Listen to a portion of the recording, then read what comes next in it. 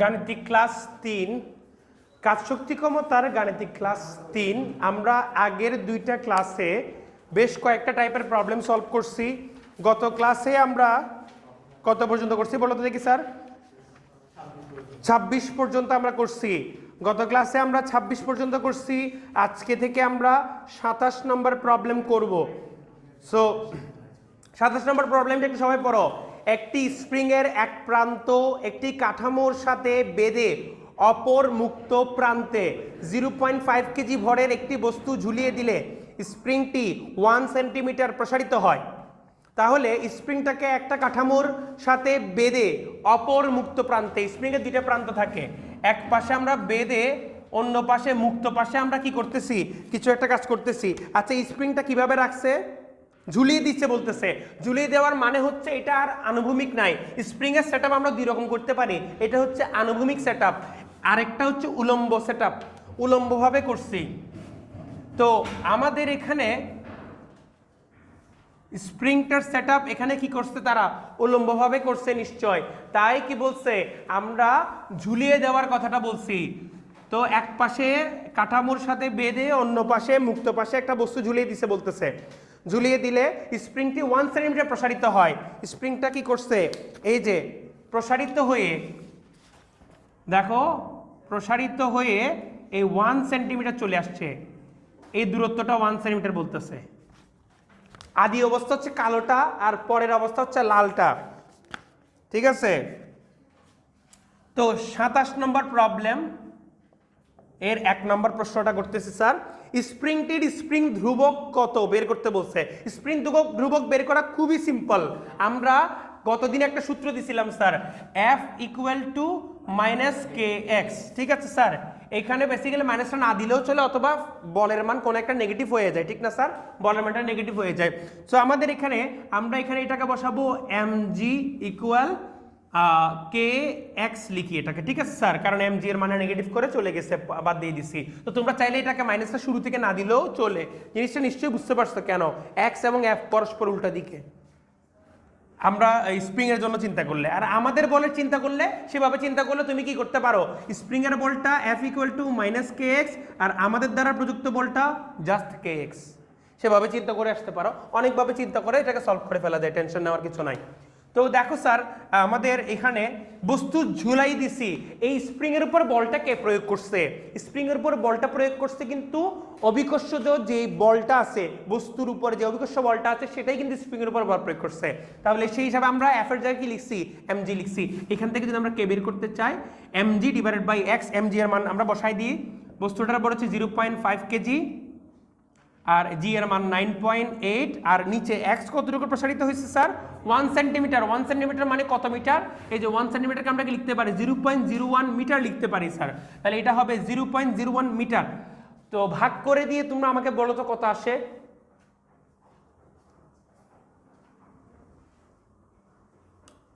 নাকি 409 490 490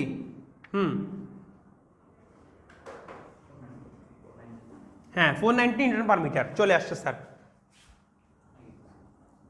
নেক্সট অঙ্কে কি বলছে দেখো, স্প্রিংটিকে 1.5 সেন্টিমিটার প্রসারিত করলে বস্তুটির উপর স্প্রিং কি পরিমাণ বল প্রয়োগ করে। এবারে বল বের করতে বলা হয়েছে, ওই যে আগের ইয়ার জিনিস।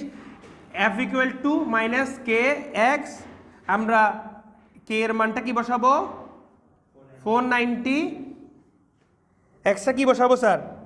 1.5 সেন্টিমিটার বলছে, 0.015 বসাই দাও। তাহলে কত পরিমাণ বল প্রয়োগ করবে স্যার? মাইনাস না দিলেও চলে, শুধু ভ্যালুটা বের করো, সমস্যা নেই। 7.35 নিউটন এতটুকু বল প্রয়োগ করছে।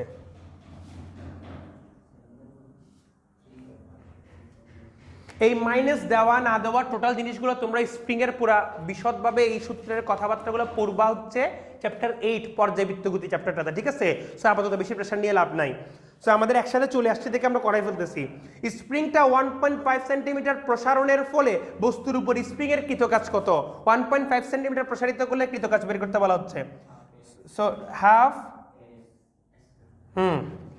সো 1.5 সেন্টিমিটার জন্য আমরা কে এর মান জানি, কে এর মান কত 490, আর এক্স এর মান কত স্যার 0.015 স্কোয়ার করে দিবা, যেটা আসে সেটাই অ্যান্সার। প্রবলেম হচ্ছে আমাদের 4 নম্বরটা,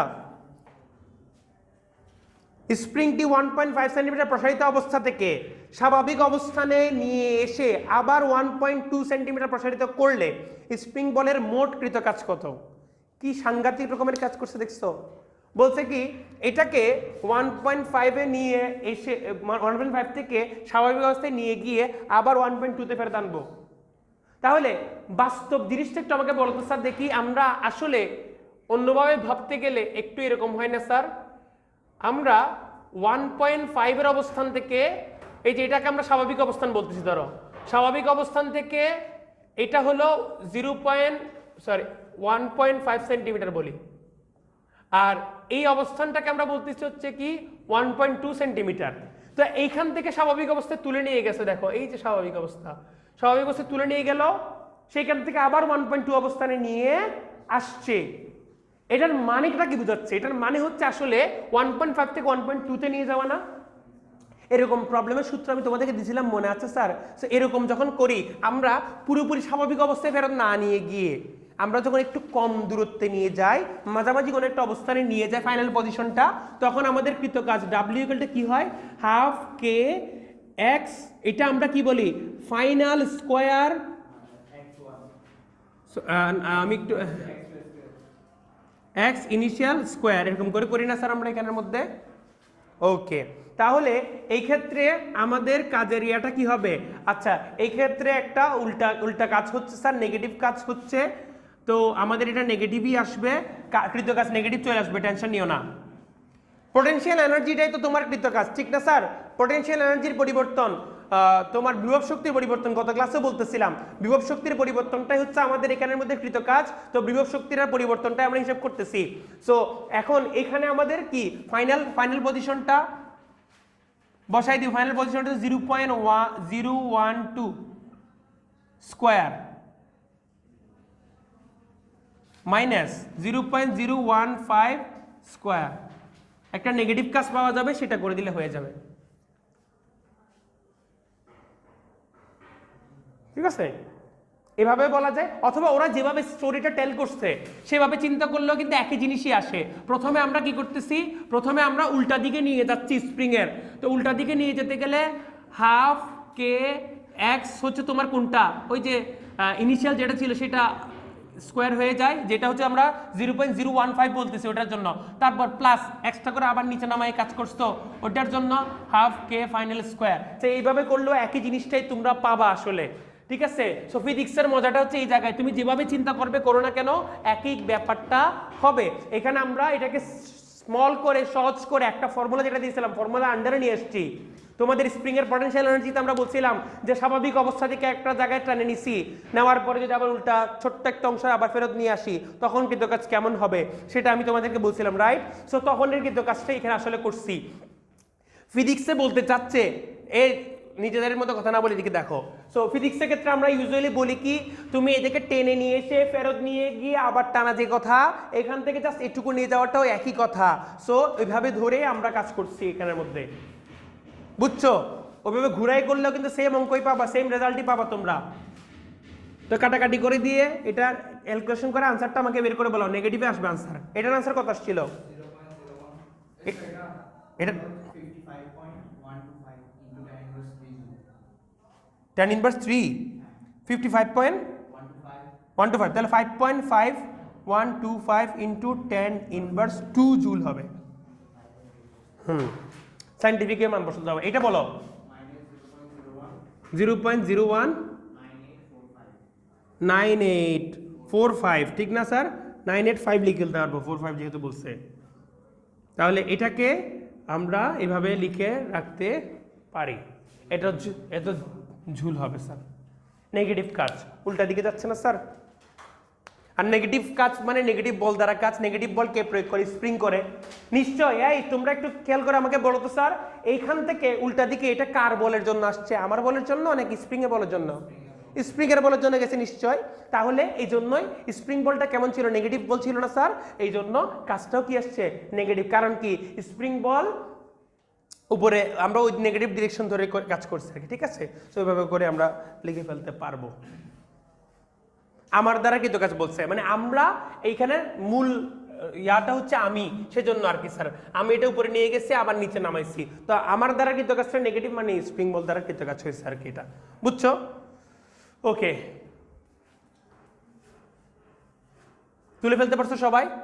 চলো স্যার আমরা নেক্সট টাইপের অঙ্ক করি। নেক্সট টাইপটা কোন ধরনের টাইপ বলছি বলো তো দেখি স্যার। এখানে ভরকেন্দ্রের সরণ এবং কুয়ার অঙ্ক স্যার, এগুলো খুব ইম্পর্টেন্ট। ভরকেন্দ্রের সরণ আর কুয়ার অঙ্কগুলো করাটা।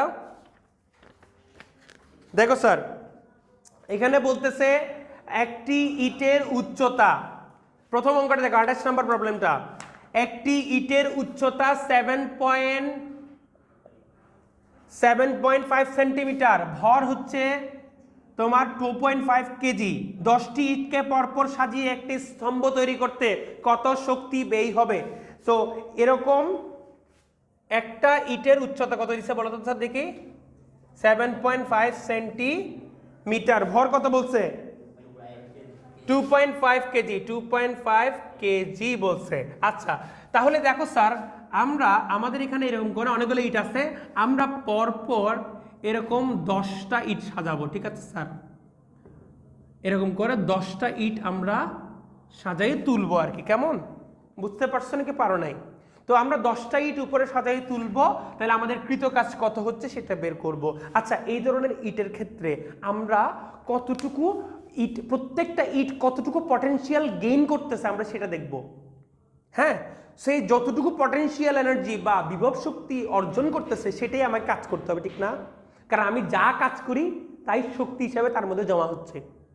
তো এক একটা ইটের পটেনশিয়াল এনার্জি করব। প্রথম ইটটার জন্য চিন্তা করো, প্রথম ইটটা কোনো পটেনশিয়াল এনার্জি গেইন করবে না, প্রথম ইটটা তো ভূমিতেই রাখতেছি স্যার আমরা। সো প্রথম ইটের জন্য ধরো যে আমরা কৃত কাজের এখানে ডাব্লিউ যদি করি, প্রথম ইটের জন্য আমরা কি পাবো, 0 পাবো স্যার আমরা, হ্যাঁ 0 পাবো। তারপরে সেকেন্ড ইটের জন্য আমরা কি পাবো, সেকেন্ড ইটটা গুতে উঠছে, দেখো স্যার এই যে ওর ভর কেন্দ্রটা এই জায়গায়, আমরা এগুলো করার সময় অবশ্যই ভর কেন্দ্র নিয়ে চিন্তা করবো স্যার। এই যে স্যার আমাদের ভর কেন্দ্রগুলা, তো এখানে এইটা কতটুকু উচ্চতায় উঠছে বলো তো দেখি স্যার, সেকেন্ড ইটটা 7.5 সেন্টিমিটারই উঠছে না স্যার? অনেকে জিনিসটা বুঝে না, দেখো এটার পেটের মাঝখান থেকে এটার পেটের মাঝখানের দূরত্ব কত হবে, 7.5ই হবে। এটার আগা থেকে গোড়া যেমন দূরত্ব, এটাকে আমরা কি বলি হাফ বলতেছি, হাফ ইটা প্লাস হাফ ইটা, তাহলে পুরো একটা ইটের সমান দূরত্ব। তো তাহলে সেকেন্ড ইটারটা আমার কতটুকু উঠছে, একটা ইটা উচ্চতার সমপরিমাণে উপরে উঠছে। কেমনে বুঝছি, ভরকেন্দ্রের সরণ দিয়ে বুঝছি। ভরকেন্দ্র মানে কি, এমন একটা বিন্দু যেখানে সমস্ত ভর কেন্দ্রীভূত আছে বলে মনে করা যায়। তাহলে এই ভর বিন্দুটা এই ভর বিন্দু জায়গায় উঠছে, এখানে সেম সিমিলার ভাবে। তাহলে এখানে যদি আমরা করি এম জি আমাদের থাকতেছে, তারপর উচ্চতাটা কত থাকতেছে বলতে দেখি স্যার, ওই যে ওইটাকে আমরা এক্স হিসেবে ঘোষণা করতেছি, এটাকে আমরা এম হিসেবে ঘোষণা করতেছি, তাহলে এটা এম জি এক্স হবে না স্যার? আচ্ছা লিখবা পরে, আগে একটু দেখো স্যার থার্ড ইটারটা কতটুকু উঠছে, থার্ড ইটারটা আরেকটু উঠছে না স্যার এখানের মধ্যে? তো এখানের জন্য আমরা কি লিখতে পারি, এটার জন্য আমরা লিখতে পারি mg 2x লিখতে পারি, ঠিক না? তাহলে একটা জিনিস কি খেয়াল করে দেখছো, এটা 0x, এটা 1x, এটা 2x, তাহলে দশম ইটারটা কি হবে? না না, বুদ্ধিমান কেউ থাকলে বা বুদ্ধিমতী কোনো স্টুডেন্ট থাকলে আমাকে এখনই বলে ফেলতে পারবে, এখানে আমার nতম ইটটা কি হবে, nx হবে নাকি n-1x হবে? n-1x হবে না? দেখো প্রথমটার জন্য 0, দ্বিতীয়টার জন্য 1, প্রতিবারে প্রত্যেকটা পদের জন্য তার থেকে 1 কম পরিমাণ x গুণ হচ্ছে। বুঝতে পারছো নাকি পারো নাই? তাহলে এই জিনিসটা থেকে আমরা যদি সুন্দর করে একটু mg কমন নিয়ে ফেলি, তাহলে আমাদের কি থাকতেছে দেখি তো বলো, mg x যদি কমন নিয়ে ফেলি 1 + 2 + 3 + dot dot dot dot dot dot এমন করে আগায়ে আমাদের এখানে থাকবে হচ্ছে n-1, ঠিক কিনা স্যার?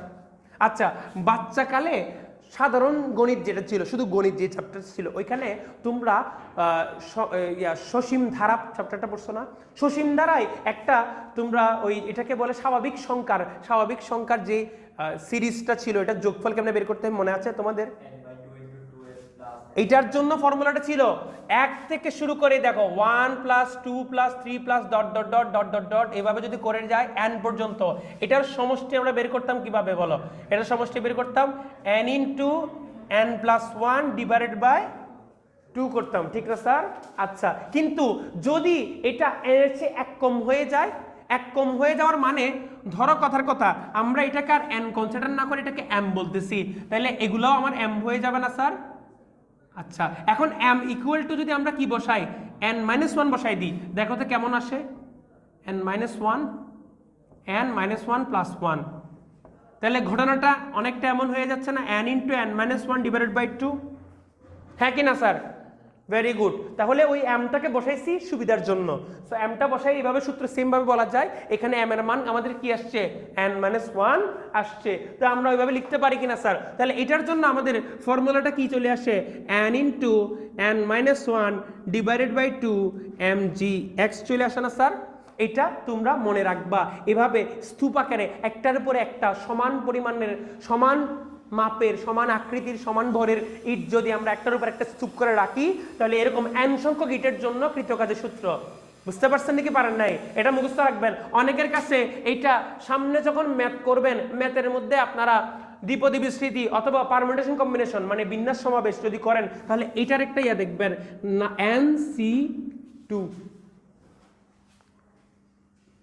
হ্যাঁ এটাকে বলে NC2, ক্যালকুলেটারে দেখবেন NC2ও দেখতে পারেন এটাকে মনে রাখার জন্য বলতেছি আর কি। হ্যাঁ, ক্যালকুলেটারে একটা সি আছে দেখবেন, কেউ একজন আমাকে ক্যালকুলেটর দেন, আমি বলতেছি কিভাবে করে এই সি এর হিসাবটা। এই যে ভেরি গুড, এই ক্যালকুলেটর কম বেশি সবার কাছে আছে, ঠিক না স্যার? তো এখানে আমাদের n এর মান আমাদের কত, যেমন ধরো এখানে আমাদের 10, ঠিক আছে, n এর মান আমাদের কত 10, আমরা প্রথমে 10 লিখে ফেলবো, তারপর শিফট দিয়ে এই যে ভাগ চিহ্ন যেটা আছে না ওইটার উপরে দেখেন লেখা আছে NCR, লেখা আছে আপনাদের এখানে NCR, তো এটা শিফট দিয়ে যখন ভাগ দিবে একটা সি চলে আসবে, তাহলে 10C চলে আসছে।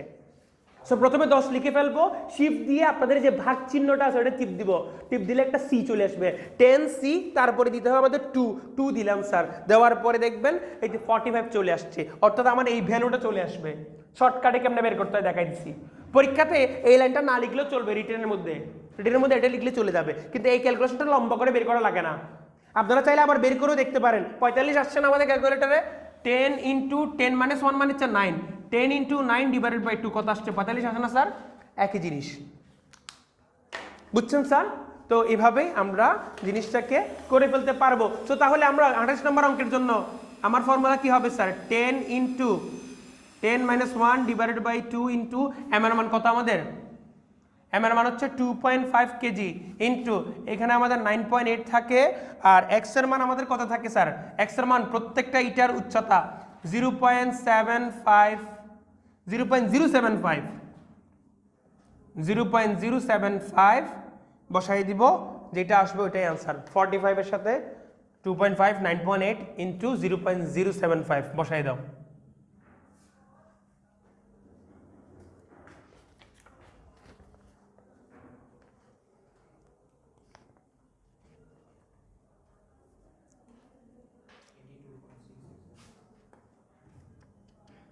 কত?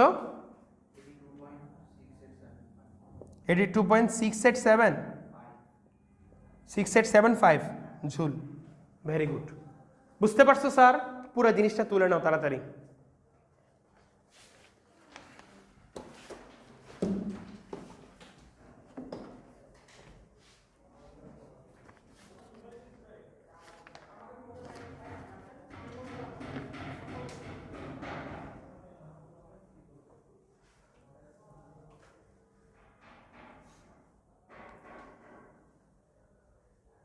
এই ধারার অংশটাও বক্স করে তুলে রাখতে পারো তোমাদের সুবিধার জন্য। এটা ফর্মুলা, পরীক্ষাতে ডিরেক্ট এখান থেকে ফর্মুলা দিকে করে ফেলতে পারবো অঙ্কটা, বুঝতে পারছো? এটা একটা শর্টকাট ফর্মুলা, বিশেষ করে এটা এই অ্যাডমিশন পরীক্ষাতেই আসে। আর রিটেন পরীক্ষাতে যদি আসে তাহলে পুরোটা লিখবা, ঠিক আছে? প্রমাণ করে দেখাই তারপর লিখবা। কোন রিটেন পরীক্ষা? HSC রিটেন পরীক্ষাতে আসলে। কেমন? এই মাঝখানে বক্স করা লাইনটা না লিখলেও চলবে, মাঝখানে বক্স করা লাইনটা তোমাদেরকে মনে রাখার সুবিধার্থে দিছি। হ্যাঁ, মনে রাখার সুবিধার্থে NC2 বললে মনে থাকে বেশি, এভাবে মনে করতে চাইলে একটু ভুল হয়ে যেতে পারে। n into n minus 1 divide by 2। তবে ম্যাথের মধ্যে বিন্যাস সমাবেশ চ্যাপ্টারটা করে ফেললে ইনশাল্লাহ ভুলবেন না। ওইখানে এটা অনেকবার ইউজ করবেন এই জিনিসগুলা। n into n minus one divided by two nc2, এই ভ্যালুগুলা কোনটা কিভাবে একটার সাথে একটা অল্টারনেট হয় সেগুলো ইউজ করতে পারবেন। সে একটু কষ্ট করে ঝটপট তুলে ফেলেন। তুলে ফেলছেন?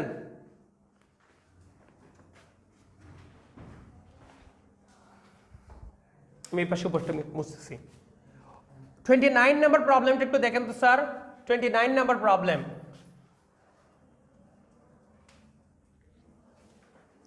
29 নাম্বার প্রবলেম আমাদের কি বলছে দেখো। বলছে একটি বেলন আকৃতির দণ্ডের দৈর্ঘ্য 12 সেন্টিমিটার এবং ব্যাস 1 সেন্টিমিটার। দণ্ডটিকে শায়িত অবস্থা থেকে খাড়া অবস্থায় নিলে কৃতকাজ কত হবে? খুবই ইন্টারেস্টিং একটা প্রবলেম। এই যে একটি বেলন আকৃতির, বেলন আকৃতি মানে হচ্ছে সিলিন্ডার নাকি? বেলন আকৃতির শব্দের ইংলিশ কি স্যার? সিলিন্ডার না স্যার? তো একটি সিলিন্ডার আকৃতির এরকম খাম্বা বা কোন একটা দণ্ড কি আছে, শায়িত অবস্থায় আছে। এইখান থেকে সেটাকে কি করতেছে বলো? এইখান থেকে এটা খাড়া অবস্থায় নিয়ে আসতেছে, ঠিক না?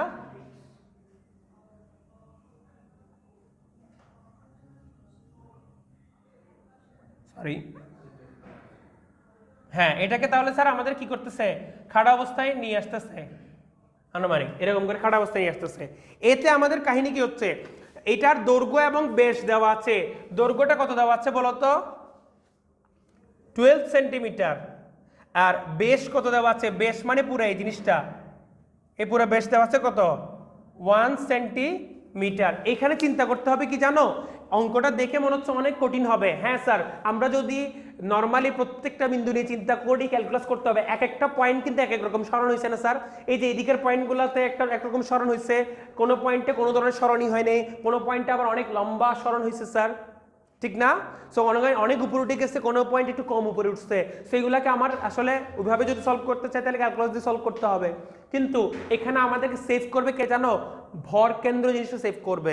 এখানে আমরা চিন্তা করে দেখব যে স্যার আমার এই বস্তুটার ভর কেন্দ্র কোথায় ছিল? এই জায়গায় ছিল, ঠিক না স্যার? এখন খাড়া করে ফেলাতে ভর কেন্দ্র কোথায় চলে আসছে? এই জায়গায়। দণ্ডটা হচ্ছে সুষম দণ্ড। তো সুষম দণ্ড যদি আমাদের এখানে হয় তাহলে আমরা এটার একদম মাঝখান বরাবর চিন্তা করতে পারি। এই ব্যাস বরাবর মাঝে, দৈর্ঘ্য বরাবর মাঝে যদি আমরা কাট করি, ব্যাস বরাবর মাঝে কাট করলে আর দৈর্ঘ্য বরাবর মাঝে কাট করলে যে পয়েন্টটা পাচ্ছি, ক্রস সেকশনাল পয়েন্টটা পাচ্ছি, সরি ইন্টারসেকশনাল পয়েন্ট যেটা পাচ্ছি, সেটাই হচ্ছে আমাদের কি? ভরকেন্দ্র, ঠিক আছে? তাহলে সেই হিসাবে বলা যায় যে ভরকেন্দ্রের আগের উচ্চতাটা কত ছিল? ভরকেন্দ্র আগে কত উঁচা ছিল? 0.5 সেন্টিমিটার না স্যার? 1-এর চেয়ে অর্ধেক।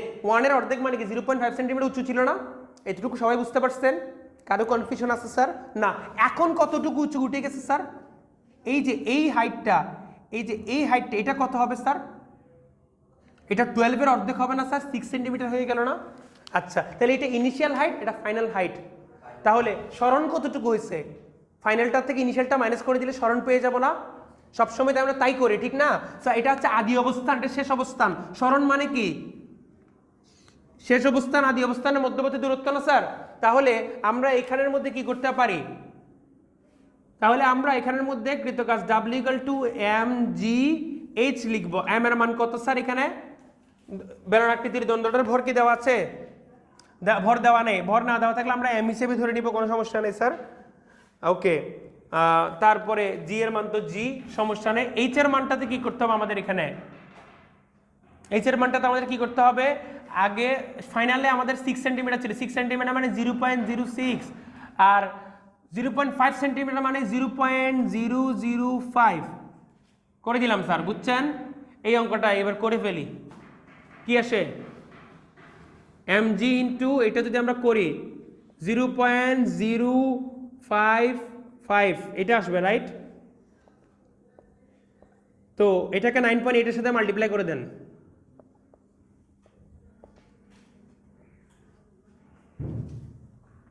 কত আসছে?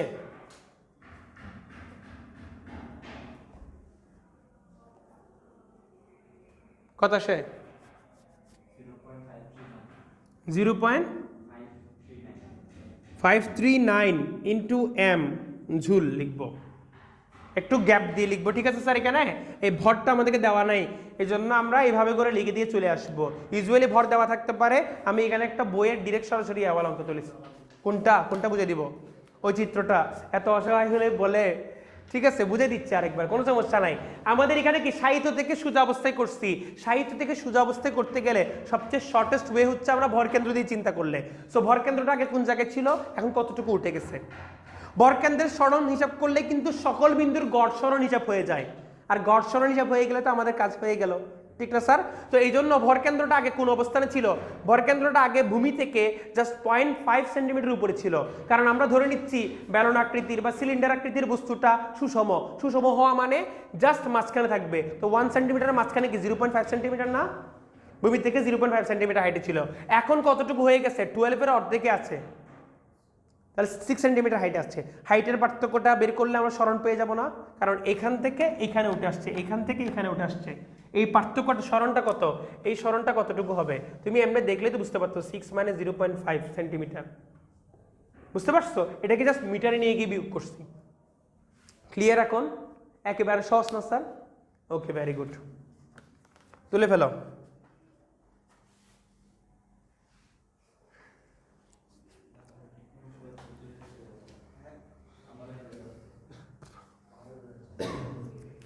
তুলছো স্যার? ওকে, যাদের তোলা হয়ে গেছে তারা 30 নম্বর প্রশ্নটা একটু দেখো তো স্যার। একটি ইটের দৈর্ঘ্য 0.2524 মিটার, প্রস্থ 0.12 মিটার, উচ্চতা 0.06 মিটার এবং ভর 2 কেজি। ইটের দৈর্ঘ্য অনুভূমিক অবস্থান হতে উলম্ব অবস্থানে রাখতে কি পরিমাণ কাজ করতে হয়? সেম। স্যার ইটটাকে আমরা চিন্তা করবো, ইট ইউজুয়ালি কিভাবে রাখি আমরা? ইট ইউজুয়ালি কিন্তু স্যার আমরা এইভাবে রাখি, দেখো এইভাবে করে রাখি না স্যার? তো আমার এখানে মূলত বুদ্ধির কাজটা কি জানো? আমরা কি দৈর্ঘ্য প্রস্থ উচ্চতার মধ্যে থেকে দুইটা ইউজ হবে, ঠিক না স্যার? আমরা এখানে কোনটা কোনটা ইউজ করব? উচ্চতা এবং দৈর্ঘ্য ইউজ করব, ঠিক আছে স্যার? কারণ প্রস্থ তো ওই বরাবর, ঠিক আছে? দেখো তো স্যার আমাদের এটা কি এই বরাবর কি হবে? উচ্চতা হবে না স্যার? আচ্ছা, তারপর সেটাকে যখন আমরা সোজা করে ফেলবো, এই যে স্যার সোজা করে ফেলছি, ক্লিয়ার? সোজা করে ফেলছি, এভাবে সোজা করে ফেলছি। কেমন বাচ্চারা? তাহলে দেখুন তো এটা দৈর্ঘ্য চলে আসছে না? এটা কি তাহলে এই পাশে কি পাবো? দৈর্ঘ্যটা পাবো। এটা হলো দৈর্ঘ্য, আর এটা হচ্ছে তোমার উচ্চতা। সো প্রস্থ তো এখানে কাজে আসে নাই, প্রস্থ কাজে আসে না, এইটুকু বুদ্ধিতে থাকলে হয়ে যাবে। বাকিটা তো নিশ্চয় বুঝছেন, এইভাবে সেম ভাবে করে ফেলতে পারবেন না? এখানে যেটা ব্যাস ছিল সেটা এখানে উচ্চতাটা এইভাবে একইভাবে কাজ করবে, এখানে যেটা দৈর্ঘ্য ছিল এখানে দৈর্ঘ্যটা সেম ভাবে কাজ করবে। তাহলে পারবেন স্যার প্রবলেমটা? পারবেন, ভেরি গুড। সো 31 এর ক্ষেত্রে একটু হিন্ট দিয়ে লিখে রাখতে পারেন এটা। 31-এ চলে যান। 31-এ বলছে 4টি ঘনক আকৃতির, ঘনক মানে বুঝো তোমরা? Cube, very good. কিউব মানে কি?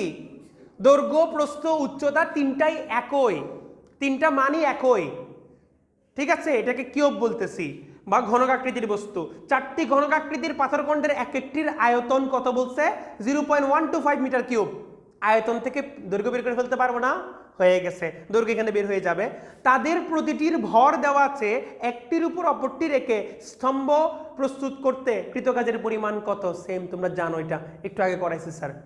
হ্যাঁ, সো এখানে আমার কি লাগবে? এটার উচ্চতাটা লাগবে। উচ্চতা তো তোমার বের হয়ে গেছে, ঘনত্ব দৈর্ঘ্য বলো যে কথা, প্রস্থ একই উচ্চতা একই। আয়তন থেকে তুমি কি উচ্চতা বের করে ফেলছো, তারপর তো অঙ্ক দেখাই দিছি NC2 mgx, এক্সটা হচ্ছে এখানে উচ্চতাটা, একটা ব্লকের উচ্চতা। ক্লিয়ার? পারবা স্যার এটা?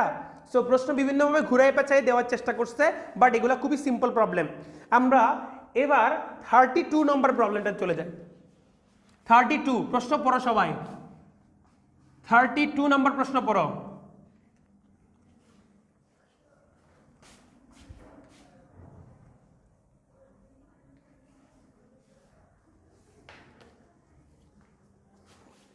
একটি পাম্প দ্বারা 1000 লিটার পানি 40 মিটার উপরে একটি ট্যাঙ্কে তুলতে কত শক্তি ব্যয় হবে?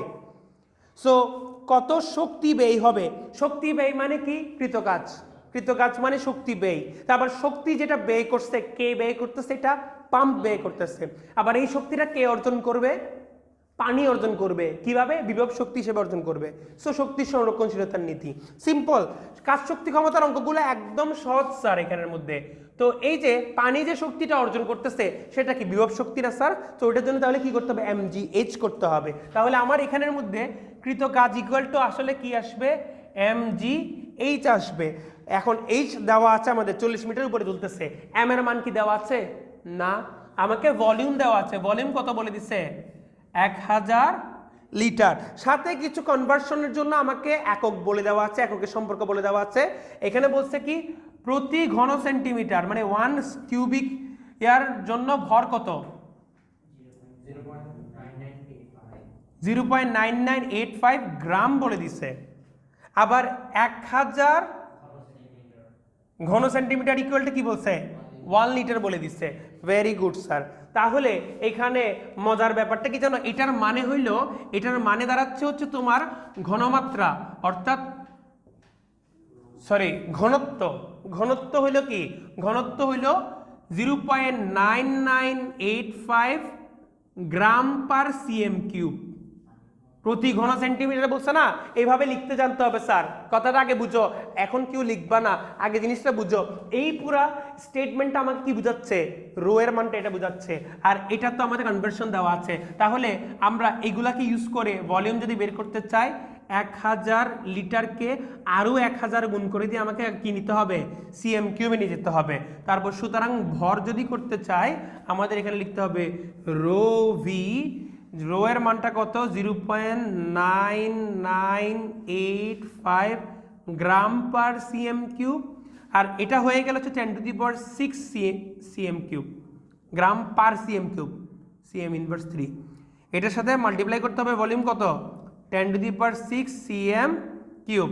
এই CM cube per CM cube ইউনিটগুলো কাটাকাটি চলে যাবে। 10⁶ যদি হয়ে যায় 99850 গ্রাম আসবে। এটাকে কেজিতে নিয়ে যাও, 998.5 কেজি আসবে।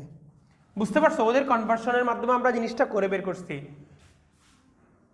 আয়তন, আমরা আয়তন এটা দিছি, সুতরাং ভর। বুঝছো? সো এটাকে আমরা এভাবে করে নিয়ে আসছি। কত? 998.5 ইন্টু 9.8 ইন্টু আমরা উচ্চতাটা কত দিছে? 40 মিটার দিছে না? করে নিয়ে আসবো।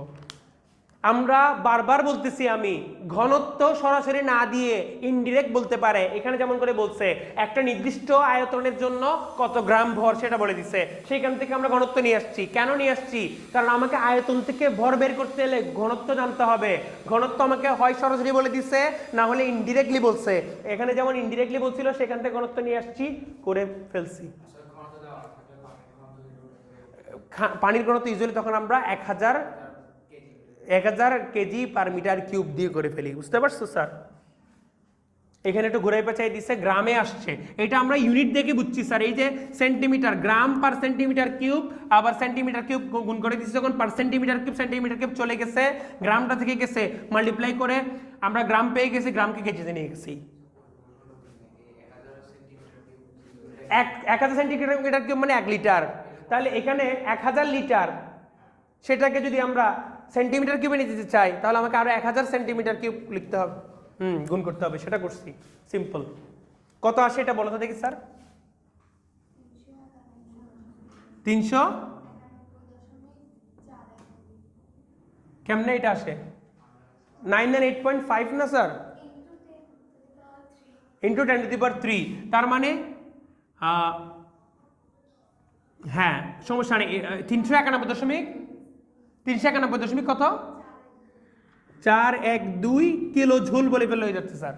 ঠিক আছে, হ্যাঁ, 10 কিউব তো ইন্টু 10⁻3 না, সেটাকে কিলো ঝুল বলে ফেলতে পারবো। এই যে লিখো 10⁻3, তার মানে 391.412 এই যে কিলো ঝোল।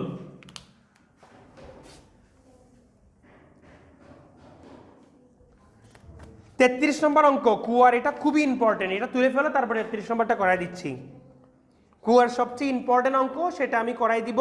তারপর কর্মদক্ষতার এখানে বেশিরভাগ অঙ্ক তোমরা পারো। আজকে আমাদের মোটামুটি চ্যাপ্টারটা ক্লোজ হয়ে যাবে আর কি। হ্যাঁ, তোমাদের কাজ হচ্ছে বাসায় গিয়ে ভালো মতো করে সিকিউগুলো প্র্যাকটিস করা, বোর্ড সিকিউগুলো গাইড থেকে ধরে বোর্ড সিকিউ সহ আদার্স প্রবলেমগুলো সলভ করবা। কারো কোনটাতে সমস্যা থাকলে আমাকে বলবা, ঠিক আছে? আমি চেষ্টা করছি যে কয়টা প্রবলেমই তোমাদের করানো দরকার সব করাই দিতে।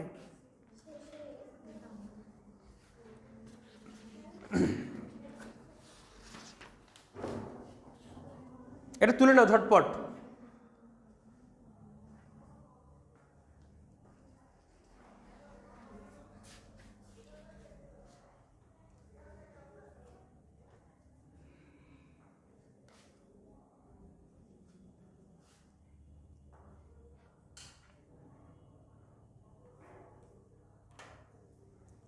ইউনিটের এটা তুলছো, শুরুতে তুলছো না এখানে? ঠিক আছে, ঠিক আছে, সেটা তো একসাথেই 32টা এখানে না, উপরে হবে, এখানে আছে, ঠিক আছে, ক্লিয়ার? মুছে দিলাম। 33 নম্বর কোয়েশ্চেনটা একটু সবাই দেখো।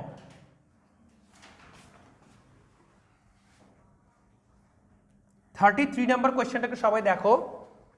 সেখানে কি বলছে? একটি পানিপূর্ণ কুয়ার গভীরতা 7.2 মিটার, বেশ 4 মিটার। তাহলে একটা কুয়া এঁকে ফেলি স্যার আমরা। একটি পানিপূর্ণ কুয়াটা এমন, এটার গভীরতা কত বলছে স্যার?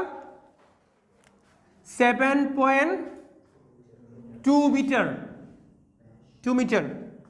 ব্যাস বলছে 4 centimetre, right? 4 metre, sorry 4 metre ব্যাস বলে দিছে। তারপরে বলছে 31.4 মিনিট কুয়াটিকে পানি শূন্য করতে পারে এরূপ একটি বৈদ্যুতিক পাম্পের ক্ষমতা নির্ণয় করো। তাহলে একটা কুয়া কি করতে, একটা পাম্প কি করতেছে? পাম্প এখান থেকে পানি সব বের করে ফেলতেছে। তো এখান থেকে পানি বের করে ফেলতে তার সময় লাগতেছে কতক্ষণ টাইম? পুরা কুয়া খালি করে ফেলতেছে, রাইট? 31.4 মিনিট, সেকেন্ডটা নিয়ে গেলে 31.4 ইন্টু 60 সেকেন্ড কত আসে বলিও একটু? 1884 সেকেন্ড। ওকে, রাইট, ভেরি গুড। এখন আমাদের ক্ষমতা করার আগে কি করতে হবে স্যার? কৃতকাজ ডিভাইডেড বাই সময়, না স্যার? কৃতকাজ ডিভাইডেড বাই সময়। তাহলে ক্ষমতা শব্দটা আমাদের রিসেন্ট টাইমে খুবই রেলেভেন্ট, রাইট? ক্ষমতার পালাবদল, হাসিনা গেল, ইন্টারিম সরকার আসলো, তারপরে মাঝখানে এনসিপি একটু খেলাধুলা করলো। ক্ষমতা না জনতা, জনতা ক্ষমতা, শেষ এরা জনতার সাথেই আছে, ভেরি গুড। বিরোধী দলে থাকা মানে জনতার সাথে থাকা, জনতার কথা বলবে এরা। আর ক্ষমতায় গেছে এখন 35 বছরের পরে কোনো পুরুষ প্রধানমন্ত্রী আমরা পেলাম। হ্যাঁ, আফটার 35 ইয়ার্স, ঠিক আছে। সো এমন একজনকে পেলাম যার মা হইল প্রথম নারী প্রধানমন্ত্রী বাংলাদেশের। সো তার মায়ের পর থেকে সবগুলো নারী প্রধানমন্ত্রী ছিল। তারপরে আবার বহু বছর পরে ওর মাকে এবং হাসিনাকে রিপ্লেস করে প্রধানমন্ত্রী হিসাবে একজন পুরুষ হিসেবে আসলো, তিনি হলেন তারেক জিয়া। তো তোমাদের এটা তারেক রহমান আর কি, এক্স্যাক্টলি। তো তোমরা এটা বিভিন্ন জায়গায় সাধারণ জ্ঞান প্রশ্নের মধ্যে পাইতে পারো যে কয় বছর পরে একটা পুরুষ প্রধানমন্ত্রী পাইছে বাংলাদেশ? 35 বছর পরে, এক্স্যাক্টলি। 91-এ যেহেতু ওর আম্মা হচ্ছে, 91 থেকে 25 বছর। সো দেখো, তাহলে ওই ক্ষমতা আর এই ক্ষমতা কি একই নাকি স্যার? না, এই ক্ষমতা হচ্ছে কি ক্ষমতা? আসলে ক্ষমতা মানে কাজ ডিভাইডেড বাই সময়। আসলে ফিলোসফিক্যালি চিন্তা করলে প্রায় সেম জিনিস। এই তারেক রহমানের কাছে সময় কয় বছর? 5 বছর সময় বেঁধে দিছে, এর মধ্যে তার কিছু কাজ করতে হবে। তার ক্ষমতা কতটুকু বোঝা যাবে? সে যত বেশি কাজ করতে পারবে এই সময়ের মাঝখানে, তার ক্ষমতা কি হবে? তত বেশি হবে। ফিলোসফিক্যালি চিন্তা করলে কিন্তু সেম। সো আমাদের এখানেও কাজ কি? আমরা ক্ষমতা মানে মনে করি, পাওয়ার প্র্যাকটিস মানে ইউজুয়ালি যেটা মনে করি সেটা খুব খারাপ জিনিস, আরেকজনের উপরে জোর জবরদস্তি করা মনে করি। না, আসলে কিন্তু বাস্তবতা বাংলাদেশ সরকারের ক্ষমতা মানে হচ্ছে, ক্ষমতায় আসলে কেউ বসা মানে হলো দেশের কাজ করে দিবে। যে যত বেশি কাজ করবে তার ক্ষমতা তত বেশি আমরা বলতে পারবো। সো দেখো স্যার, কৃত কাজটা আমাকে বের করতে হবে। কৃত কাজটা কিসের সমান হবে? পানির যে বিভব শক্তি লাভ করতেছে সেই বিভব শক্তি সমান হবে, দ্যাটস mg। তারপর সময় কত দেওয়া আছে স্যার আমাদের এখানে? আমাদের টি পরের বসাচ্ছি, পানির ভরটাকে আমরা হিসাব করতে পারবো স্যার এখান থেকে সরাসরি, যেহেতু ভর দেওয়া নাই তাহলে আমাকে ভরটা পাশে একটু হিসাব করে আসতে হবে স্যার। ভর ইকুয়াল টু রো ভি, রোটাকে আমরা 1000 কেজি পার মিটার কিউব বলবো স্যার। আর আয়তনটাকে কেমনে বের করব? আয়তন বের করার জন্য সিলিন্ডারের আয়তন বের করার ফর্মুলা কি? পাই আর স্কোয়ার এইচ না স্যার? আর এর মান হচ্ছে আমাদের এখানে হচ্ছে তোমার 2 স্কোয়ার ইন্টু 7.2। এটা বুঝতে পারছো? সিলিন্ডারের আমরা কি করতেছি? সিলিন্ডারের আমরা আয়তন হিসাব করতেছি। সিলিন্ডারের আয়তন হচ্ছে পাই আর স্কোয়ার এইচ, বুঝছো স্যার? তাহলে এটা আমার নিশ্চয়ই কিসে আসবে? মিটার কিউব ইউনিটে আসবে নাকি? কেন স্যার এটা মিটার আছে, এটাও মিটারে আছে, আনসার করলে মিটার কিউব আসবে। ওই যে মিটার স্কোয়ার আর মিটার কিউব, আনসার বের করে বলো তো স্যার। মিটার কিউব মিটার চলে যাবে কেজিতে, আনসার আসবে। ইউনিটটা বোঝার জন্য ইউনিটটাকে পাশে লিখছি, না লিখলেও চলবে, কিন্তু খেয়াল করে দেখবা ইউনিটটা সামঞ্জস্যপূর্ণ আছে কিনা। 9008.08 কেজি, বিশাল পানি। তাহলে এটাকে আমরা সাইন্টিফিক্যালি বললে 9.0478 ইন্টু কয়টা? 4টা নাকি স্যার? 10⁴ কেজি। ওকে,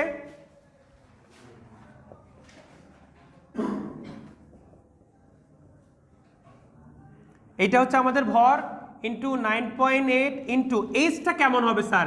এইটাই হচ্ছে এখানকার মিলিয়ন ডলার প্রশ্ন। এইচটা কেমন হবে আমাদের এখানে? আমরা এটাকে কিন্তু এল বলতেছি, এইচটাকে যদি কেউ ভুলেও 7.2 বসাই দাও আন্ডাগুলা পাবা, 0 পাবা। ঠিক আছে, কেন 0 পাবা?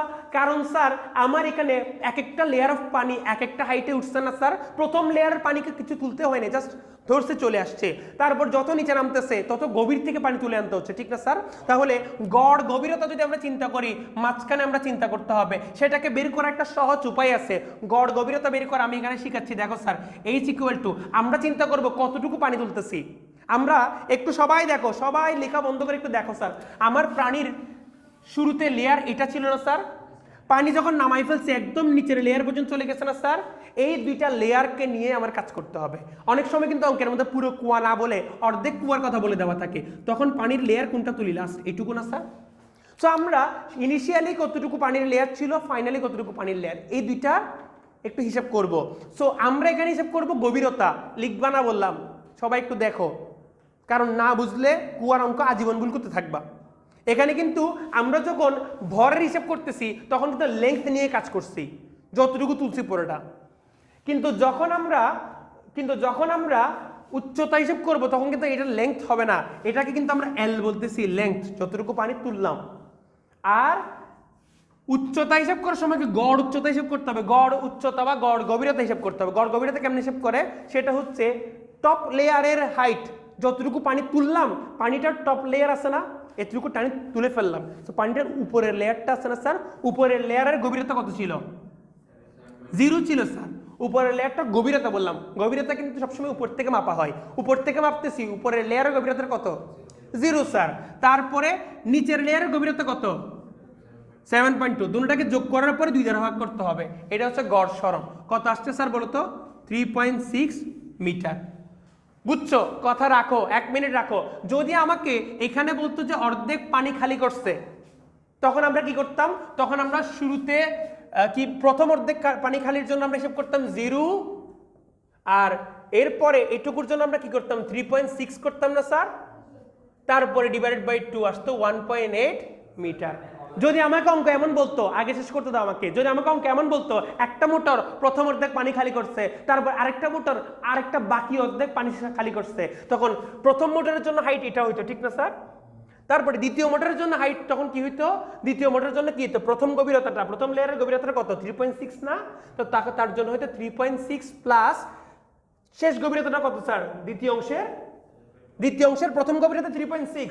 এই যে এই পানিটা উঠে চলে গেছে, এখন এইটা তুলতেছে আরেক মোটর এসে, তো তার জন্য প্রথম লেয়ারের গভীরতা ছিল 3.6, তারপর শেষ গভীরতাটা কত? 7.2 ডিভাইডেড বাই 2, যা আসে আনসার। বুঝতে পারছো নাকি আমার কথা, নাকি বুঝো নাই? এটা আসবে 5.4 মিটার। হ্যাঁ, বুঝো নাই? আরেকবার বুঝাই দিতে তাহলে স্যার, মানে আমাকে এখানে তো পুরা পুরোটা বলছিল তখন সে সময় আমরা 3.6 পেলাম।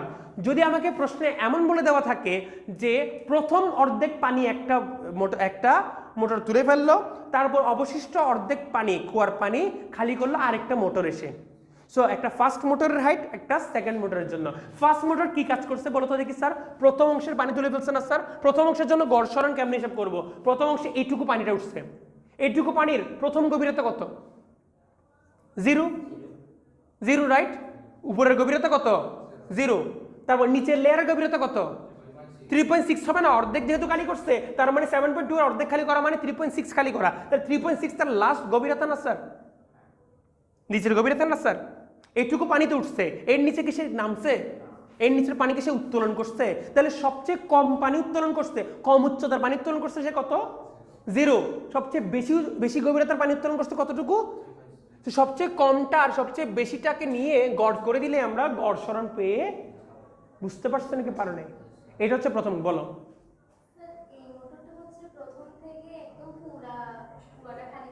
খালি করছে, কিন্তু আমরা এখন চেঞ্জ করে বললাম কি দুইটা মোটর আনবো, প্রথম মোটরটা অর্ধেক খালি করবে, সেকেন্ড মোটরটা বাকি অর্ধেক খালি করবে। হ্যাঁ, কারণ এই যে এখানে ব্যাপারটা হচ্ছে কি, যখন আগে সম্পূর্ণটা খালি করতেছিল তখন কিন্তু একদম শুরু থেকে শেষ পর্যন্ত গড় নিচ্ছি, আর এখানে প্রথমটার গড় কিন্তু দেখো এই 3.6 এর চেয়ে কম, দ্বিতীয়টার গড় দেখো 3.6 এর চেয়ে বেশি। এখন তুমি যদি এগুলাকে আসলে ওইভাবে চিন্তা করো, একসাথে চিন্তা ভাবনা করে টোটাল গড় করলে কিন্তু 3.6ই পাবা। বুঝছো ব্যাপারটা? হ্যাঁ, সো এত টেনশন নেওয়ার কিছু নাই, যে প্রথম অংশের পানিগুলো তোলাটা সহজ, যত গভীরে পানি তোলাটা তত বেশি কঠিন। সো টোটালের হিসাবে তোমার এই জন্য একটা মাঝামাঝি মান আসছিল, আর যখন উপরের অংশের কাজটা করতেছিলাম সহজে আমরা 1.8 দিয়ে তুলে ফেলছি, আর যখন একদম নিচের তলানির পানিগুলো তুলতেছি তখন গড়সরণটা একটু বেশি ছিল। বুঝছো ব্যাপারটা? আচ্ছা, তাহলে আবার একটু বলি স্যার। সো প্রথম মোটরটা দিয়ে যখন আমরা অর্ধেক খালি করব তখন কি দেখা যাবে তার সবচেয়ে কম যে পানিটা তুলতে হবে সেটা হচ্ছে 0 গভীরতায়, সবচেয়ে বেশি যে পানিটা তুলতে হবে সেটা হচ্ছে 3.6 গভীরতায়। আবার দ্বিতীয় মোটর জন্য চিন্তা করে দেখো, দ্বিতীয় মোটর সবচেয়ে কম যে উচ্চতার পানিটা তুলে সেটা কত? 3.6। সবচেয়ে বেশি যে উচ্চতার পানিটা তুলে সেটা কত? 7.2।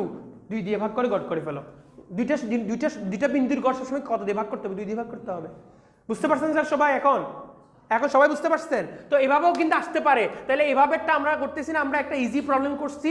তোমরা কোয়ার অঙ্কগুলো একটু দেখবা, যদি না পারো আমাকে বলবা স্যার কিভাবে করতে হয়, আমি বুঝাই দিব।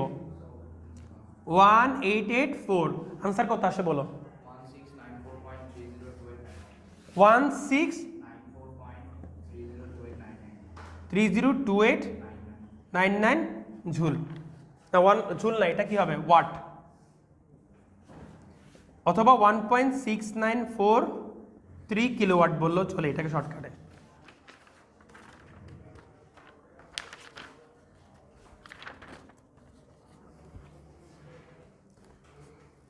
এরপরের প্রশ্নে শেষ করতেছি, এই 34 নম্বর প্রশ্নটা করাই দিই, বাকি অঙ্কগুলো তোমরা কম বেশি পারবা। ঠিক আছে, 34 করাই দিব, বাকি অঙ্কগুলো কম বেশি তোমরা পারবা, না পারলে আমি যেটা দেখাই দেবো সেটা দেখাই দিব। 34 41 নেক্সট দিন দেখাবো, সমস্যা নেই।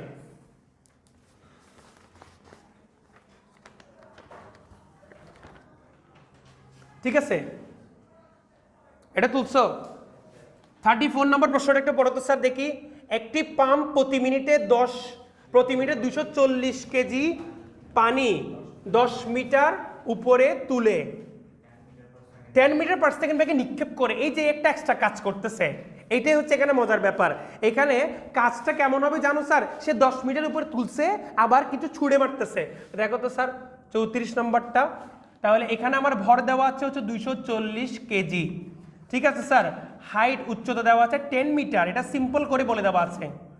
আবার যখন ছুঁড়ে মারতেছে তখন এটার ভেলোসিটিটা হচ্ছে 10 মিটার পার সেকেন্ড।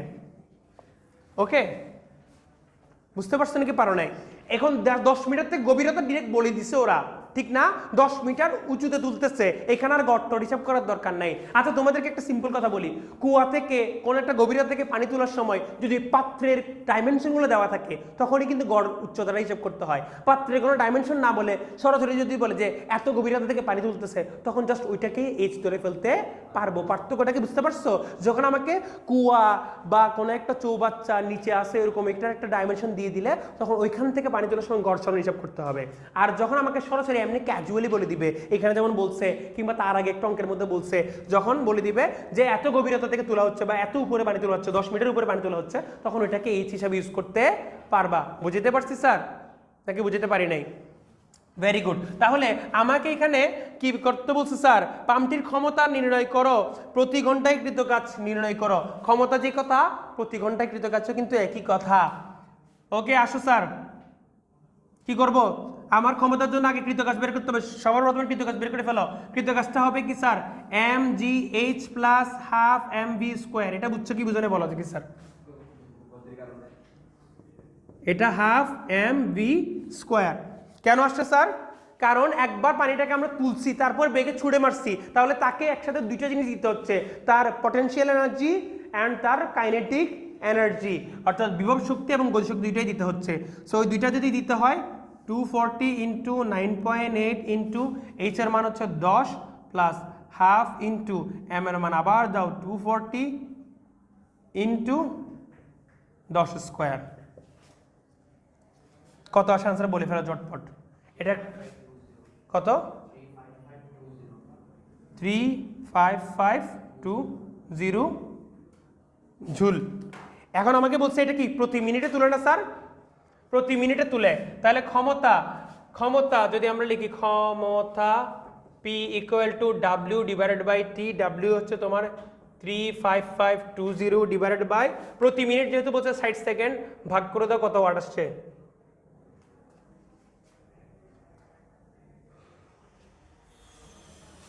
কত আসছে? 35520 ডিভাইডেড বাই 60, 592। 35520 ডিভাইড বাই 60 কত আসছে? 592, জাস্ট একটুকুই ওয়াট। তাহলে এটাকে আমার যদি ঘন্টায় করতে হয়, ঘন্টায় কৃত কাজ বের করতে বলছে। ওয়াট মানে কি দেখি বলো তো স্যার? ওয়াট যেই কথা, জুল সেকেন্ড কিন্তু একই কথা, joule per second, right? Joule per second কিন্তু একই কথা। তাহলে এটাকে আমার ঘন্টায় কৃত কাজ করতে হবে। ঘন্টায় যদি নিতে চাই, সেকেন্ড থেকে ঘন্টা নিতে গেলে 3600 দিয়ে কি করতে হয়? ভাগ করতে হয়। কিন্তু পার সেকেন্ড থেকে পার ঘন্টা যদি নিয়ে যায় তাহলে গুণ করে দিব। এটা কে বুঝো না একটু বলবা। এই দেখো তোমরা কথা না বলে একটু শোনো স্যার। আমি বললাম সেকেন্ড থেকে ঘন্টায় নিতে গেলে 3600 দিয়ে ভাগ করতে হয়, কিন্তু পার সেকেন্ড থেকে পার ঘন্টায় নিতে গেলে 3600 দিয়ে কি করতে হবে? গুণ করতে হবে। তাহলে এতটুকু। কিন্তু আমরা একটা করবো কি স্যার? কিলোওয়াট নিয়ে যাব, তো তাই 1000 দিয়ে ভাগ করে দিব। এখন কি হয়ে গেছে? Kilo joule per hour. So ঘন্টায় কত জুল কাজ করে সেটাও বের হয়ে যাবে। ঘন্টায় কত জুল কাজ করে সেটাও কিন্তু একটা কি ক্ষমতা। একক সময় কৃত কাজকে আমরা কি বলি? ক্ষমতা বলি। সো ওই ক্ষমতা থেকেই জাস্ট একটু একক চেঞ্জ করে নিয়ে কনভার্সন করে লিখছি। তোমরা দিন শেষে কি করবে জানো?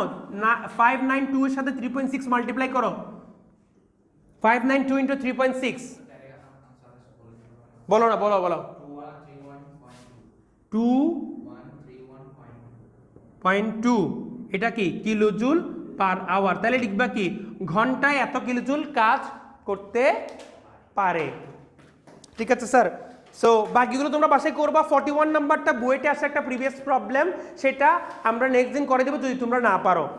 হোপফুলি তোমরা বাকিগুলো করে ফেলতে পারবা। 41টা করাই দিয়ে আমাদের শেষ। আমরা নেক্সট দিন কালকে কিন্তু তোমাদের এক্সট্রা ক্লাস আছে বলছি। নেক্সট দিন অর্থাৎ আগামী কালকে তোমাদের চ্যাপ্টার 6 স্টার্ট হবে। সবাই চ্যাপ্টার 6 এর প্রিপারেশন নিয়ে আসবা। সবাই ক্লাসের মধ্যে নোট করে ফেলার চেষ্টা করবা। ঠিক আছে স্যার? একই সাথে পাশাপাশি চ্যাপ্টার 5 প্র্যাকটিস করতে থাকো। ঠিক আছে স্যার? সবাই ভালো থাকবা, সুস্থ থাকবা। আল্লাহ হাফেজ।